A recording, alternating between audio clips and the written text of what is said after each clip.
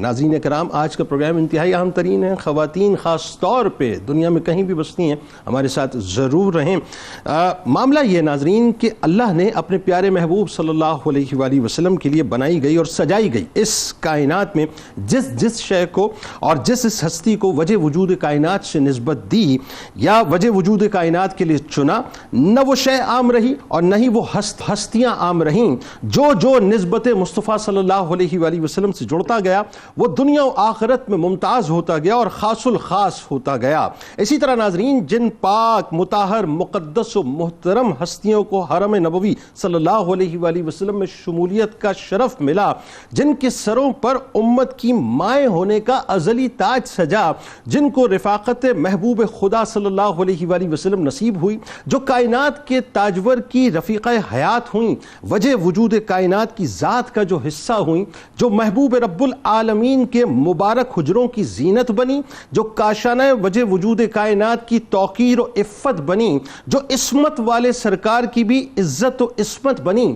جو صبح و شام مخدوم کائنات کی خدمت گزاری میں رہیں، ہر طرح کی تکالیف آئیں مگر پھر بھی شکر گزاری میں رہیں، جن کو عرش کے دولہ کی حسین قربتیں ملیں، جن کو قدرت کی طرف سے ازلی سعادتیں ملیں، جن کی زندگیاں محبوب خدا کی مقدس صحبتوں سے سجیں، جن کے ادب میں قرآن کی آیتیں اتریں، جن کے صدقے سے ماؤں کو بھی مائیں ملیں، جو محبوب خدا کے حجروں کی زینت بنی، جو سرور دو جہاں صلی اللہ علیہ وآلہ وسلم کی رازدار خلوت بنی، جو مشن رسول میں پیش رہا کرتی تھیں، مصائب پر اور امتحانات پر جو صبر کیا کرتی تھیں، فرشتے بھی جن کا بے حد اکرام کرتے تھے، حاضری سے پہلے اجازت کا اہتمام کرتے تھے، کائنات جن کے در پر سوالی ہے، جن کا کردار امت کے لیے مثالی ہے، امت کی 11 ماؤں کی حسین کہکشاں تھی، ہر ایک ماں اپنے اپنے مقام پر بے حد درخشاں تھیں۔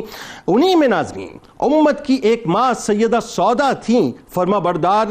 برداری کا عظیم مینار سیدہ سودا تھیں، السابقون الاولون کے اعزاز سے جو نوازی گئی تھیں، اسلام کی دعوت سنتے ہی جو محبوب خدا پر واری گئی تھیں، نیک سیرت اور سنجیدہ مزاج تھی، قبول اسلام سے پہلے بھی جاہلانہ رسم و رواج سے دور تھیں، قبول اسلام سے پہلے بھی جنہوں نے ابتدائی دور میں انتہائی سخت ترین حالات ہیں دیکھے، اللہ اور اس کے رسول کی خوشنودی کے لیے مصائب بھی ہیں جھیلے، ہمت، جرت، استقامت جن کی ہستی کا حوالہ تھی، سنجیدگی، خودداری اور وقار جن کی دوشالہ تھی، اسلام کے ساتھ ان کی وفاداریاں بھی دیدنی تھیں، اللہ کی راہ میں ہجرتیں بھی ان کی دیدنی تھیں، منتخب ہوئی تھیں جو قدرت کی طرف سے اس وقت محبوب خدا کو ضرورت تھی کسی ساتھی کی، جس وقت شرف بخشا قدرت نے جن کو ایسا رفیع سرتاج بنے ہیں، جن کے امت کے شفیع، اللہ نے طبیعتاً جن کو نہایت صالح بنایا تھا، بے شمار اوصاف و محاسن سے جن کو سجایا تھا، نوری حجرے جن کا تذکرہ قرآن پاک میں ملتا ہے، شرف یہ ہے کہ اس میں پہلا حجرہ آپ ہی کو ملتا ہے۔ غم کے اس دور میں جب قلب محبوب سیدہ خدیجہ کے فراق میں مغموم ہے، جناب ابو طالب علیہ السلام کا فراق بھی درپیش نبی معصوم ہے، ایسے میں انتخاب خداوندی سیدہ سودا ہوئیں، غم کے اس موسم میں رفیقہ حیات سیدہ سودا ہوئیں، کاشانہ نبوت کے نورانی ٹکڑوں کی دیکھ بھال بھی کرتی تھیں، محبوب خدا کا بھی اپنی جان سے زیادہ خیال کرتی تھیں، فرما برداری ایسی کہ پوری کائنات جس پر نازاں ہے، خدمت گزاری ایسی کہ محو حیرت زمین و آسماں ہے، اطاعت میں رہتی تھیں، صبح و شام رسول اکرم کی ذمہ داریوں کو بھی خوب نبھاتی تھیں، رسول اکرم کی ظرافت بھی وہ محبوب خدا سے خوب کیا کرتی تھیں، باتوں سے اپنی سرور دو جہاں کو خوش کیا کرتی تھیں، سیدہ سودا سلام اللہ علیہ فطرتاً اور طبیعتاً صالح، حق پسند اور دور اندیش تھیں، بزرگوں کی اطاعت، بچوں بچوں کی محبت اور سب کی خدمت کے جذبے میں